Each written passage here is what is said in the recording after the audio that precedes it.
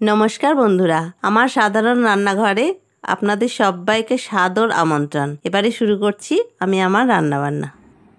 আজকে আমি খুব সুস্বাদু রাই শাক রান্না করব। এই রাই শাকটা ভাতে রুটিতে খুবই ভালো লাগে খেতে। আর আমি বলবো যারা শাক পছন্দ করেন তারা একবার এইভাবে রাই শাক রান্না করে খেয়ে দেখুন।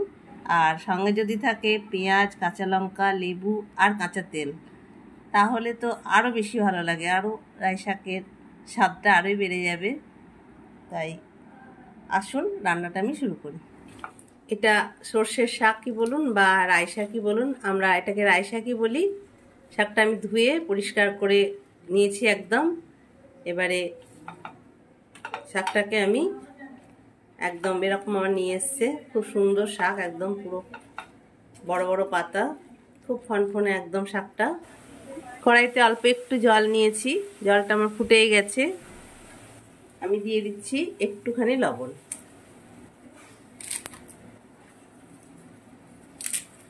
এইভাবে আমি শাকটাকে ভাপিয়ে নেব একটু।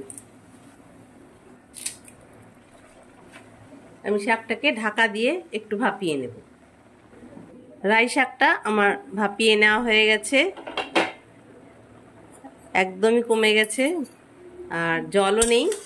আমি একদম সামান্য একটুখানি জল দিয়েছিলাম, যার ফলে জলটাও টেনে নিয়েছে আর এটা ভাপানো হয়ে গেছে। এবারে এটাকে আমি নামিয়ে নেব। কড়াইটা আমার গরম হয়ে গেছে, আমি দিয়ে দিচ্ছি পরিমাণ মতো সর্ষের তেল, আর দিয়ে দিচ্ছি একটু কালো জিরে, আর আমি কাঁচা লঙ্কা কুচো করে রেখেছি সেই কাঁচা লঙ্কাগুলো দিয়ে দিচ্ছি।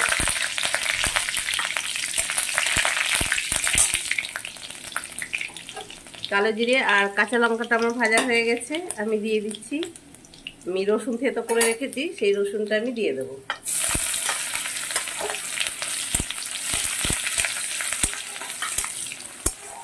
রসুনটা আমার বেশ ভালো মতোই ভাজা হয়ে গেছে। এবারে আমি পেঁয়াজ কুচো করে রেখেছি, পেঁয়াজটা দিয়ে দেবো।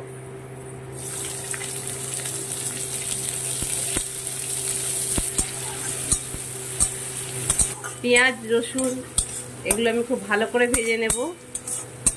কালো জিরে কাঁচা লঙ্কা দিয়ে পেঁয়াজ রসুন ভাজার গন্ধটা কিন্তু খুবই ভালো আসছে। এটা আমি বেশ ভালো করেই ভেজে নেব। কালো জিরে কাঁচা লঙ্কা আর রসুন পেঁয়াজটা আমার খুব ভালো মতো ভাজা হয়ে গেছে। আমি দিয়ে দিচ্ছি হলুদ, পরিমাণ মতো লবণ, চিনি। ঝাল লবণ মিষ্টি এগুলো আপনারা যে যেরকম খাবেন সেই রকমই দেবেন। আমি আরও একটু তেল দিয়ে দিলাম। আমার পেঁয়াজ রসুন খুবই ভালো করে ভাজা হয়ে গেছে, একদম এইরকম হয়েছে। রাই শাকটা আমি বেটে নিয়েছি, এবারে সেটা দিয়ে দেব।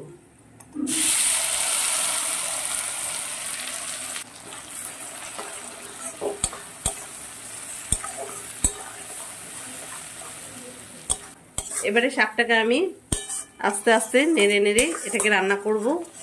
এইভাবে রায়ের শাক বাড়িতে রান্না করে খেয়ে দেখবেন, এটা কিন্তু খেতে খুবই সুন্দর হয়। আর এটা দিয়ে বেশ খুব সুন্দর সর্ষের তেলের যে ঝাঁজ, সেই সর্ষের তেলের ঝাঁজটাও খুব সুন্দর আসছে শাকটা দিয়ে। এইভাবে রায়ের শাক রান্না করলে ভাতে রুটিতে সবেতেই খুব ভালো লাগে খেতে। আর ঝাল লবণটা একটু চড়াচড়া রাখলেই বেশি ভালো লাগবে এটা। এবারে আমি এইভাবে আস্তে আস্তে এটাকে বেশ কিছুক্ষণ ধরে কষিয়ে নেব। শাকটা আমি কষাতে কষাতে আমার এইরকম হয়ে গেছে একদম।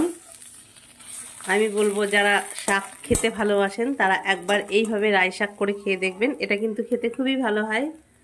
আমি আরও একটু কাঁচা লঙ্কা দিয়ে দিচ্ছি।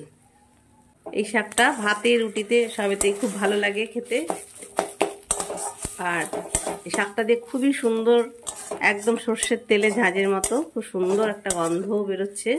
তাই আশা করব আমার রান্না আপনাদের ভালো লাগবে। আমি আরও কিছুক্ষণ এটাকে কষিয়ে নেব। এটা আস্তে আস্তে যতই কষানো হবে ততই এর স্বাদটা বেড়ে যায়। তাই আরও কিছুক্ষণ কষিয়ে আমি ফেরত আসছি। রাই শাক রান্না আমার হয়ে গেছে, এবারে আমি নামিয়ে নেব এটাকে। আর এইভাবে একটু লাগো লাগো করেই এটা নামাবেন। ভালো থাকুন, আনন্দে থাকুন, ধন্যবাদ।